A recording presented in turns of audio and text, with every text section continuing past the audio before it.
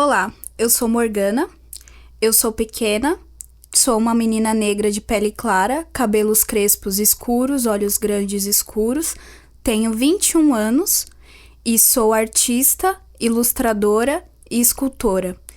Atualmente estou cursando a Faculdade de Arquitetura e Urbanismo. Essa é a segunda videoaula do curso livre O Anti-Herói na Cultura Marginal. Este curso online é parte da imersão digital Cultos Marginais, projeto número 37/2022, beneficiado pelo edital número 001/2022, de criação e temporada do Fundo Municipal de Cultura de São José dos Campos. O conteúdo desta obra é de responsabilidade exclusiva dos autores e não representa a opinião dos membros do Conselho Gestor do Fundo Municipal de Cultura ou da Fundação Cultural Cassiano Ricardo. Cultos Marginais é uma produção do Núcleo Abantesma com participação do Coletivo Lambança. Este curso online é dividido em 4 unidades formada por uma apostila e uma videoaula. Essa é a segunda aula, que abrange a segunda apostila. O Anti-Herói na Cultura Marginal, Unidade 2, O Anti-Herói. Este conteúdo acompanha um material audiovisual com acessibilidade via audiodescrição e libras. Introdução. Essa apostila faz parte do curso livre O Anti-Herói na Cultura Marginal, composto por 4 apostilas e videoaulas. Ao fim de cada apostila, você pode consultar as referências bibliográficas citadas no texto. O curso tem carga horária estipulada em 20 horas e busca contemplar especialmente jovens pesquisadores, educadores, artistas e demais interessados nas culturas marginais brasileiras. A obtenção do certificado é condicionada a responder o formulário de conclusão que se encontra na plataforma de EAD do Núcleo Abantesma. Este projeto nasceu buscando lançar um olhar crítico aos pânicos coletivos difundidos no imaginário ocidental, ressaltando como estes sistematicamente violentam minorias sociais e comunidades historicamente oprimidas. Para isso, são utilizadas diversas linguagens artísticas e exercícios transmediáticos que apresentam diversas rimas poéticas com a cultura marginal brasileira. Página 3. Na unidade anterior. Na unidade 1, nós fizemos uma rápida contextualização sobre a cultura marginal das décadas de 60 e 70 e a literatura marginal que despontou dos anos 90 em diante. Dentro dessas contextualizações, comentamos as tensões, contradições e disputas que envolvem o conceito de marginalidade nesses dois movimentos culturais que surgem em classes sociais e contextos raciais muito distintos. Nesta segunda unidade, discutiremos sobre a concepção do conceito de anti-herói na cultura marginal brasileira das décadas de 1960 e 1970. Para isso, abordaremos os ideais e realizações de Hélio Oiticica. Partindo das criações de Oiticica, retomaremos seu debate a respeito da violência urbana e da marginalidade de minorias sociais, tendo em vista principalmente as análises de sua Bandeira Poema e sua História com Cara de Cavalo, Manuel Moreira e Alcir Figueira da Silva. Página 4. Hélio Oiticica. Hélio Oiticica, nascido em 1937 e falecido em 1980, foi um artista plástico e performático de aspirações anarquistas. É considerado um dos maiores artistas da história da arte brasileira. Carioca e homossexual, o artista buscou a superação da noção de objeto de arte como tradicionalmente definido pelas artes plásticas até então, em diálogo com a teoria do não-objeto de Ferreira Goulart. O espectador também foi redefinido pelo artista carioca, que tornou o indivíduo um participador aberto a um novo comportamento que o conduzisse ao exercício experimental da liberdade, conceito popularizado academicamente por Mário Pedrosa e que se aplica a diversos trabalhos de Hélio Oiticica, como apontado por diversos pesquisadores, a exemplo de Beatriz Morgado em seu artigo O Cinema de Hélio Oiticica, Instrumento Experimental de Liberdade. Nesse sentido, o objeto realizou uma transição do entendimento de arte contemplativa para a arte que afeta comportamentos, que tem uma dimensão ética, social e política, como explicitado no texto A Declaração de Princípios Básicos da Nova Vanguarda, publicado em 1967, no catálogo da exposição Nova Objetividade Brasileira, ocorrida no MAM, Rio de Janeiro. Página 5. Hélio Oiticica, registro, acervo de pesquisa e documentação do MAN Rio. Nesta imagem, é possível ver Hélio Oiticica sobreposto numa mesa com uma estrutura de caixa e ele está olhando para o horizonte, para a câmera. Página 6. Os Penetráveis, 1961 a 1980. Os penetráveis de Hélio Oiticica são estruturas em escala humana compostas por tendas e banners de diferentes tecidos e placas de madeira pintada ou de outros materiais, que podem ser penetradas, atravessadas e manipuladas por corpos vivos de modo informal e espontâneo. Um desses penetráveis foi o Tropicalia, que não só inspirou o nome, mas também ajudou a consolidar uma estética do movimento tropicalista na música brasileira, nos anos 60 e 70. Oiticica o chamava de primeiríssima tentativa consciente de impor uma imagem brasileira ao contexto da vanguarda. São todos trabalhos com diversas configurações, podendo ser exibidos individualmente ou em agrupamentos de diferentes penetráveis, como na instalação Eden, realizada no Whitechapel Gallery, em Londres, em 1969, e na própria instalação Tropicalia, realizada no Museu de Arte Moderna do Rio de Janeiro, em 1967. Página 7. Penetrável PN1, de 1961, de Hélio Oiticica, coleção César e Cláudio Oiticica. Nesta imagem, é possível ver 3 paredes, como se fosse uma caixa, e na parte de cima existe uma estrutura transparente. Tropicalia, Penetráveis PN2 e PN3 de Hélio Oiticica, 1967. Montagem para a 26ª Bienal Internacional de São Paulo, 1998. Nesta imagem é possível ver estruturas que se parecem com caixas, com retalhos de tecidos ao seu redor, um chão de pedras e plantas de diversos tipos, como samambaias e costelas de adões no seu redor. Tropicalia, Penetráveis PN2 e PN3 de Hélio Oiticica, 1967. Montagem para a 26ª Bienal Internacional de São Paulo, 1998. Nesta imagem é possível ver um fundo branco com as mesmas caixas. Dessa vez os panos são lisos, um pano preto, um pano verde. É possível ver pessoas vestidas com terno ao fundo da imagem e logo no início existe uma planta que se foca no centro. Página 8. Tropicalia, Penetráveis PN2 e PN3, reprodução do projeto Hélio Oiticica. Nesta foto é possível ver um ambiente de paredes brancas com as mesmas estruturas parecidas com caixas. Desta vez os panos são vermelhos, azul e branco. As plantas parecem palmeiras e existem outros tipos de plantas. O chão é cinza e possui também as mesmas pedrinhas. Página 9. Tropicalia, Penetráveis PN2 e PN3, reprodução do projeto Hélio Oiticica. Nesta imagem é possível ver paredes brancas, as estruturas parecidas com caixas com panos estampados e o chão é de pedrinhas e possui areia e existem plantas parecidas com palmeiras ao redor da cena. Página 10. Os Parangolés, 1964-1979. Hélio Oiticica passou a frequentar a escola de samba Estação Primeira de Mangueira em 1964. A partir da Mangueira, aprofundou suas reflexões sobre experiências estéticas para além das belas artes, incorporando elementos corporais e sensoriais, populares e vernaculares ao seu trabalho, mediante a dança, a coreografia, a música, o ritmo e o corpo. Foi nesse momento crucial que Oiticica começou a produzir os parangolés, que considerava anti-obras de arte.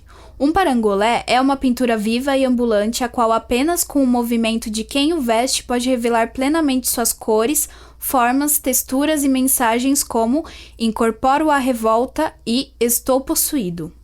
Em 1965, Ao apresentar os parangolés vestidos por passistas da Mangueira na mostra Opinião 65, foi expulso do Museu de Arte Moderna do Rio de Janeiro, evento que acentuou seu interesse em desenvolver uma arte inseparável de questões sociais.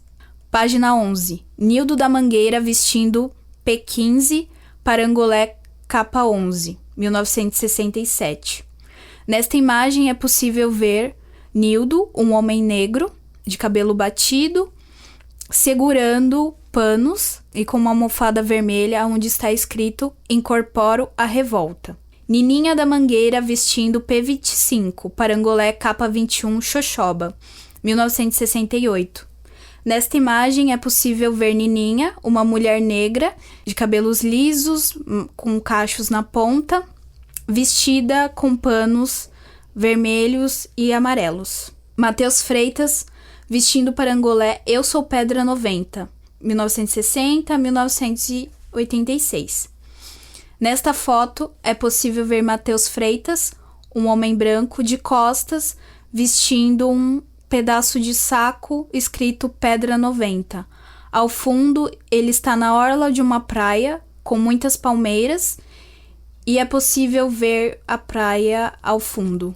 Página 12. José Celso Martinez Corrêa, ator e diretor do histórico Teatro Oficina Usino Zona, com P21, parangolé capa 17, Gueva Luta, de 1968, de Ailio Itzica, em técnica mista. Nesta foto é possível ver José Celso Martinez Corrêa, um homem branco, de cabelos brancos e sobrancelhas brancas, estendendo o braço com um pano escrito Gueva Luta, e ao redor do seu corpo existem outros panos de cor amarela e vermelha. Pessoa vestindo um parangolé.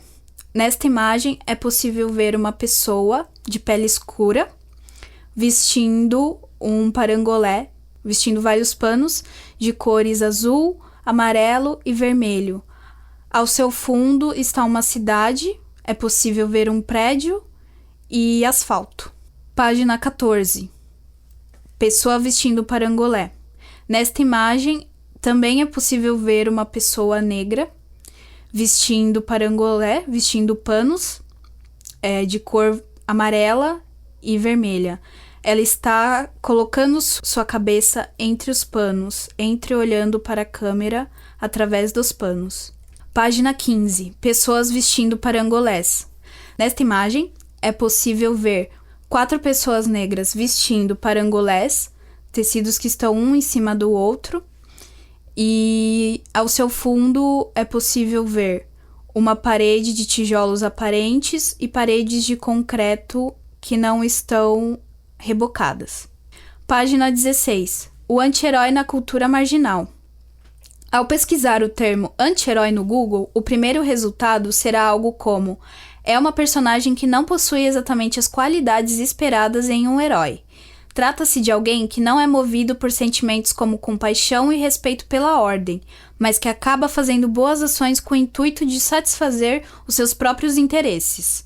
No geral, entende-se que anti-heróis são personagens não inerentemente maus que, às vezes, praticam atos moralmente questionáveis. Contudo, algumas vezes é difícil traçar a linha que separa o anti-herói do vilão. Com base nessa definição contemporânea, podemos começar a entender o que significaria ser um anti-herói no contexto da cultura marginal brasileira das décadas de 1960 e 1970. Para nos aprofundarmos nessa questão, é necessário analisar 3 dos trabalhos mais famosos de Hélio: o objeto tridimensional bole de caixa número 18, B33, homenagem à cara de cavalo, concebido em 1965, o bole de caixa número 21, B44, Por que a Impossibilidade, concebido em 1966, e a bandeira poema, concebida em 1968. É importante colocarmos aqui que atualmente temos anti-heróis na cultura de massas, como é o exemplo de Deadpool, da Marvel. Página 17. O anti-herói na cultura marginal. Cara de Cavalo, nascido em 1941 e morto em 1964, foi um jovem da extinta favela do Esqueleto. Aos 23 anos, era dito que extorquia apostadores do jogo do bicho em Vila Isabel, zona norte do Rio de Janeiro, até ser denunciado por um dos bicheiros e sofrer uma emboscada da polícia. A emboscada resultou num tiroteio em que o detetive Milton de Oliveira Lecoq foi morto com 5 tiros. O detetive Lecoq era uma figura notória na polícia pelo bordão "bandido que atira num policial não deve viver", slogan que ressoa até hoje nas polícias e na política brasileira. Cara de Cavalo foi acusado pelo assassinato de Lecoq. Jurado de morte, o jovem foi ostensivamente caçado e constam relatos de que pessoas parecidas com ele chegaram a ser mortas por engano. 5 semanas depois, Cara de Cavalo foi encontrado na casa de uma família onde ele dormia naquela madrugada, na região dos Lagos. Teve uma morte digna de Coliseu Romano. A polícia disparou mais de 100 tiros, sendo que 62 o atingiram. Soube-se mais tarde que Cara de Cavalo havia sido executado pela Scuderie Detetive Lecoq, um grupo de extermínio formado por milicianos que chegou a ter 7.000 associados e só foi considerado oficialmente extinto em 2005. Página 18. O anti-herói na cultura marginal.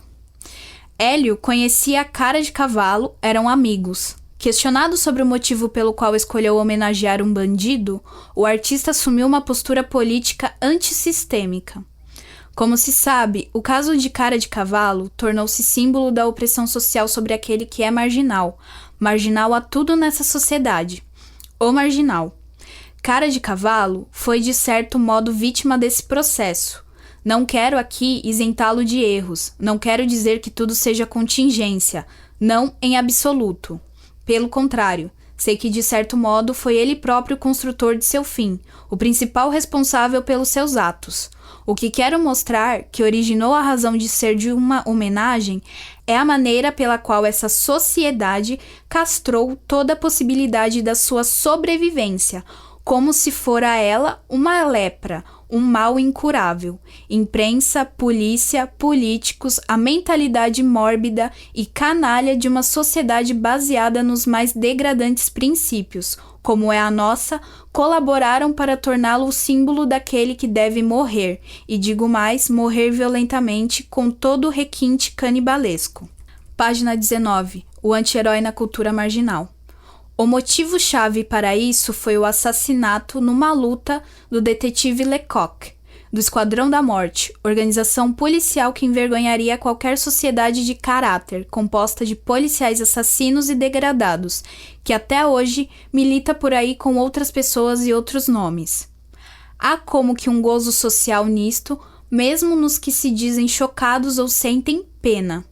Neste caso, a homenagem, longe do romantismo que a muitos faz parecer, seria um modo de objetificar o problema, mais do que lamentar um crime sociedade versus marginal. É nesse contexto que surge Bólide, caixa número 18, B33, homenagem a Cara de Cavalo. Já o Bólide, caixa número 21, faz referência a outro bandido da época, Alcir Figueira da Silva, que, na descrição de Oiticica, ao se sentir alcançado pela polícia depois de assaltar um banco, ao meio-dia, jogou fora o roubo e suicidou-se. Hélio afirma que quis, através de imagens plásticas e verbais, exprimir essa vivência da tragédia do anonimato, ou melhor, da incomunicabilidade daquele que, no fundo, quer comunicar-se. Página 20. O anti-herói na cultura marginal. A bandeira poema de Hélio reproduz uma foto de jornal de Alcir Figueira da Silva já morto. No ano de 1968, o artista participou de uma exposição a céu aberto que ficou conhecida como Happening Bandeiras, na Praça General Osório, na qual expôs a bandeira poema pela primeira vez. Um evento privado também chamou a atenção para a obra de Hélio Oiticica, em outubro de 1968. O proprietário da boate carioca Sucata, Ricardo Amaral, realizou uma temporada de 2 semanas de shows considerados ousados. Durante o show dos Mutantes, ao lado do palco, estava estendida a bandeira poema, definida por Caetano Veloso, que participou do show junto com Gilberto Gil, como uma espécie de estandarte. Fica evidente que, para Hélio, a máquina capitalista consumitiva cria seus próprios anti-heróis como o animal a ser sacrificado. Seus anti-heróis denunciavam a necessidade de uma reforma social completa, para que não fosse mais preciso sacrificar tão cruelmente pessoas como Cara de Cavalo ou Alcir Figueira da Silva. Página 21. Hélio Oiticica, em 1969, com a obra B33, Bole de Caixa 18. Homenagem a Cara de Cavalo, 1965 a 1966. Nesta imagem, é possível ver Hélio Oiticica agachado ao lado da caixa 18, bole de B33, onde está a imagem do corpo de Cara de Cavalo estendido no chão e existe uma almofada dentro da caixa. Foto de divulgação da exposição Hélio Oiticica, Dança na Minha Experiência. Nesta imagem, é possível ver a bólide, antes descrita, dentro de uma caixa de vidro exposta. Foto de acervo do Museu de Arte Moderna do Rio de Janeiro, MAN Rio.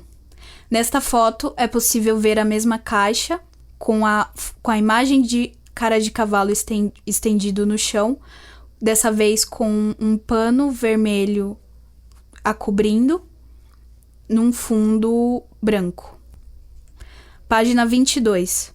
Bole de Caixa 21, poema Caixa 3. Por que a impossibilidade? 1966. Nesta imagem, é possível ver duas caixas. Uma caixa de estrutura branca, fechada, com alças laranjas, e uma caixa branca, aberta, com um pano dentro. Na segunda imagem, é possível ver essa caixa aberta com um pano dentro, aonde no pano está escrito Por que a impossibilidade? Página 23. Bandeira poema de Hélio Oiticica, 1968. Nesta imagem, é possível ver a bandeira poema estendida num varal, ao contrário. Embaixo está escrito Seja marginal, seja herói. Página 24. Nas próximas unidades. Na unidade 3, a partir da contextualização dos conceitos de anti-herói na cultura marginal, nós pretendemos conversar sobre a aplicabilidade desse conceito em obras contemporâneas. Paralelamente a essa análise, estabeleceremos reflexões sobre a diferença entre ter populações marginalizadas e historicamente oprimidas como objeto narrativo e como narradoras e criadoras de suas próprias histórias. Página 25. Referências. Hélio Oiticica, Antropófago de Si Mesmo, dissertação de mestrado publicada em 2007 por Marcelo Pinotti com orientação de Loris Grau de Rampazzo. Existe um link disponível para ser clicado e levado à dissertação. Eu, brasileiro, confesso minha culpa e meu pecado. Cultura marginal no Brasil das décadas de 1960 e 1970. Livro publicado em 2010 por Frederico Oliveira Coelho. Disponível num link para sua compra. A literatura marginal periférica. Cultura híbrida, contra-hegemônica e a identidade cultural periférica. Artigo publicado em 2015 na Especiaria Cadernos de Ciências Humanas, número 16, por Thaís Aline Eble e Adolfo Ramos Lamar. Disponível em um link que dará diretamente para o artigo. Seja marginal, seja herói. A bandeira poema de Hélio Oiticica. Artigo publicado por Annelise Estrela Galeazzi, em 2017.